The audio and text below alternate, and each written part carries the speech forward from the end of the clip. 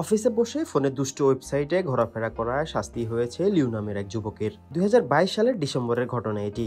চীনের এক বেসরকারি সংস্থায় গেমার ডিরেক্টর পদে চাকরি করতেন লিউ। তিনি জানান, সংস্থার উচ্চপদস্থ কর্মীরা তাকে আলাদা করে প্রশিক্ষণ দেবেন বলে ডেকে পাঠান।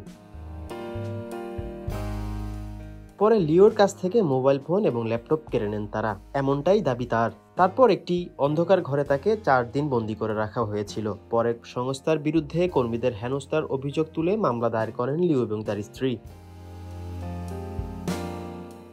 সংস্থার তরফে জানানো হয়, অফিসে গিয়ে কাজ না করে দুষ্টু ওয়েবসাইট ঘাটাঘাটি করতেন লিউ। সেই কারণেই কর্মীকে শাস্তি দিতে চেয়েছিলেন সংস্থার উচ্চপদস্থ কর্মকর্তারা। মামলার শুনানিতে সংস্থার তরফে লিউকে ভারতীয় মুদ্রা অনুযায়ী প্রায় ৪৪ লক্ষ টাকা ক্ষতিপূরণ দেওয়ার নির্দেশ দিয়েছে আদালত।